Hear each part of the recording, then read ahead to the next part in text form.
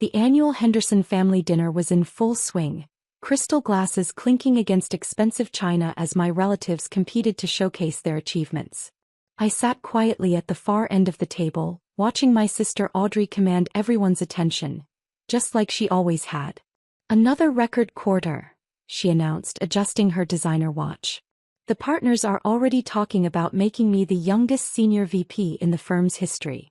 My mother beamed with pride. "That's my girl. Harvard Business School really does open all the right doors." I suppressed a smile thinking about the email I'd received that morning. The one confirming that my company, Nova Technologies, had just been valued at $4.2 billion. The one explaining that Forbes wanted to feature me in next month's issue. "And what about you, Alexandra?" Aunt Patricia's voice dripped with fake concern. "Still doing that, what do you call it? That internet thing." "Software development," I corrected quietly, though I knew it wouldn't matter. To them, I was just the family disappointment, the one who'd turned down a real career to chase some tech dream. "Right," Audrey smirked. "Because that's totally the same as managing billion-dollar portfolios." If only she knew that my latest algorithm had revolutionized artificial intelligence trading. That her firm's recent successes were partly due to software my company had developed. But I kept quiet, maintaining the facade they'd grown so comfortable with. "Alexandra," my father sighed, swirling his expensive bourbon, "when are you going to get serious about your future? You're 28. It's time to stop playing with computers and join the real business world." I thought about the acquisition offers sitting in my inbox: Google, Microsoft, Apple. Each one worth more money than my entire family's combined net worth. But they didn't know that. They'd never bothered to ask. "I'm doing fine, Dad." "Fine." Audrey laughed. "You live in a rented apartment and drive a used car. Meanwhile, I just bought a penthouse in Manhattan." With Mom and Dad's help, I couldn't help adding. The table went silent. Audrey's face flushed red. "At least I'm successful enough to deserve their help," she snapped. "What have you accomplished?" "A tiny startup that nobody's ever heard of." My mother jumped in, trying to smooth things over. "Girls, please. Alexandra, honey, there's no shame in admitting you need a new direction. Your sister could probably get you an entry-level position at her firm." "That's right," Audrey said, her voice dripping with false generosity. "I'm sure we could find something suitable. Filing maybe? Data entry? You're good with computers after all." More laughter around the table. Even my father chuckled.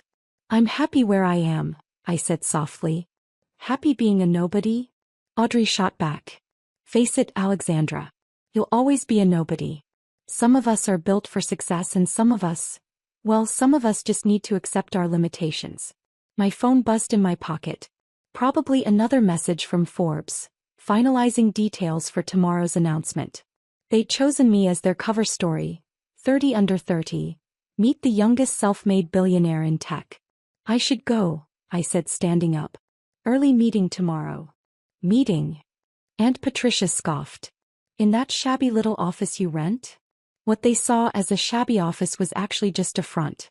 Nova Technologies' real headquarters occupied 3 floors in the city's most prestigious building. But they'd never bothered to visit either location.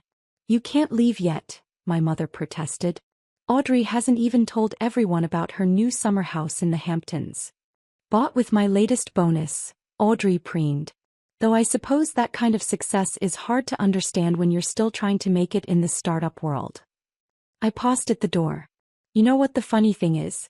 All these years, you've never once asked what my company actually does. Why bother?" Audrey waved her hand dismissively. "It's not like you're changing the world or anything." If she only knew that Nova's AI technology was already transforming industries, that our innovations were reshaping the future of computing. That tomorrow her world would turn upside down. "Maybe you're right," I said, picking up my bag, a custom piece that cost more than her summer house. "Maybe some of us are just built different." "Finally admitting I'm better?" Audrey smirked. "No," I smiled, thinking about tomorrow's headlines. "Just admitting we measure success differently." "What's that supposed to mean?" "Oh, and Audrey." I paused at the doorway. "You might want to check tomorrow's Forbes magazine. I hear it's going to be illuminating." "Why?" she demanded. "Did they do another feature on successful women in finance?" Something like that. I walked out, leaving them to their self-congratulatory dinner. My phone buzzed again as I reached my car. My real car, not the modest one I drove to family functions. The Forbes editor wanted to confirm the photoshoot location.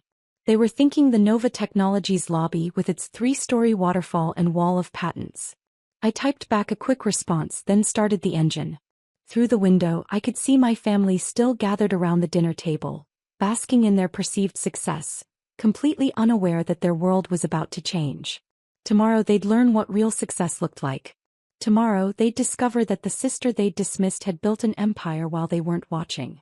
Tomorrow, they'd understand exactly what they'd missed while they were busy measuring life in summer houses and designer watches.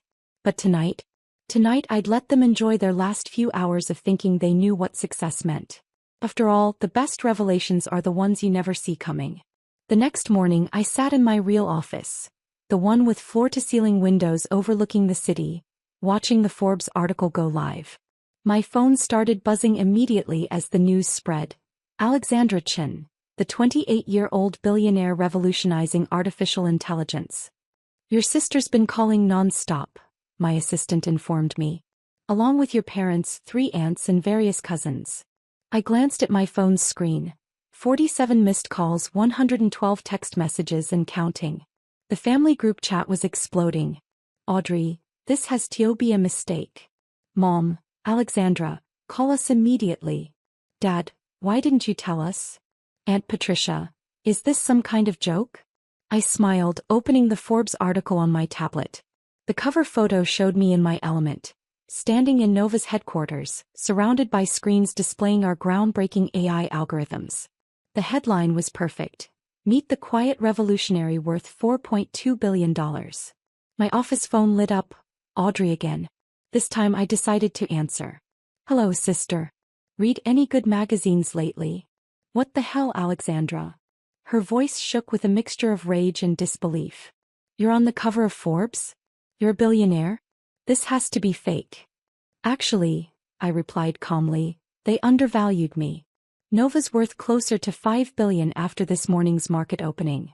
Silence then. But you drive a Toyota. You rent that tiny office downtown. That's just for family visits. Would you like to see my real office? I own the building your firm's been trying to lease space in. I heard something crash in the background, probably one of her precious awards falling as she stumbled. I'm looking at the article, she continued, her voice rising hysterically. Nova Technologies' AI trading algorithms now power 40% of global financial transactions. That's what my firm uses. We just signed a multi-million-dollar contract with Nova. I know. I rejected your first 3 proposals personally. The price needed to be higher. Another crash. You're my vendor? I've been bragging about my trading success using your technology. Ironic, isn't it? All those times you offered me an entry-level position, you were actually working for me. My other line beeped. My parents calling. Hold on, Audrey. Mom and Dad are on the other line. Alexandra Marie Chin. My mother's voice carried that familiar tone of command that had stopped working on me years ago. What is the meaning of this? Why didn't you tell us? Tell you what, Mom? That I was successful? You never asked. Too busy celebrating Audrey's summer house to notice what I was building. But, $5 billion? My father cut in. That's more than our entire extended family's worth combined? Yes. Quite a bit more, actually. I pulled up another screen, the one showing the current value of my various investments. When Dad, you might want to check your portfolio. Those safe stocks you invested in? I own controlling interest in most of them now. I heard my mother gasp. Alexandra, we never meant to. To what? Dismiss me? Mock my choices? Tell me I'd never amount to anything? I kept my voice level. You know what the funny thing is? If you'd bothered to Google my company even once in the last 5 years, you'd have known all of this. The line beeped again, Audrey rejoining the call. This isn't fair. I did everything right. Harvard finance, the corporate ladder.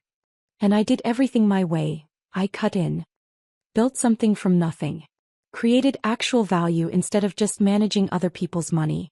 Speaking of which, Audrey, Nova's reviewing all our contracts next week. Your firm might want to prepare for that. You wouldn't dare, she sputtered. Why not? Isn't this how real business works? That's what you've been trying to teach me all these years, right? My assistant knocked on the door. Miss Chin, the CNBC crew is here for your live interview. I have to go, I told my stunned family. Business to run, you understand. When Mom? About that tiny apartment I rent? I actually own the building. All 30 floors of it. Before they could respond, I hung up and turned to the wall of screens displaying Nova's global operations. My phone immediately lit up with new messages. Audrey, we need to talk about the contract. Mom, please let's have dinner to discuss this. Dad, I always believed in you, Princess. Aunt Patricia, your cousin needs a job. I turned off my phone and straightened my jacket, preparing for the interview. The headlines were still rolling in. Nova Technologies revolutionizes AI trading. Alexandra Chin, the silent billionaire, tech's newest power player, has been hiding in plain sight. My assistant returned. Your sister just showed up in the lobby. She's demanding to see you. I glanced at the security feed. Audrey stood there in her designer suit, clutching the Forbes magazine, looking completely out of her depth. Tell her she can schedule a meeting through proper channels. Just like any other vendor. And your parents? They're on their way too. I smiled, thinking about all the family dinners where I'd sat quietly, letting them believe what they wanted to believe. Tell them I'm busy. I have an empire to run. As I walked into the interview, I could see my family's messages still pouring in, desperate attempts to be part of a success story they'd never believed in. But I had more important things to focus on. After all, billions in assets don't manage themselves. The CNBC reporter beamed at me. Miss Chin, you've managed to build one of the most revolutionary companies in tech while staying completely under the radar. How did no one see this coming? I thought about my family, probably still reeling from their morning reading material. Some people only see what they expect to see. They measure success by summer houses and job titles, missing the real innovations happening right in front of them. And now, with everyone watching, I smiled, thinking about the next phase of Nova's expansion. The one that would make today's valuation look small. Now they'll have to watch someone they called a nobody reshape the future. Sometimes the best success story is the one nobody saw coming. My phone buzzed one final time. Audrey again. Please, I need this contract. My bonus depends on it. I turned off the phone and faced the cameras. After all, real billionaires don't have time for small thinking. We're too busy changing the world. Even if some people take a little longer to notice.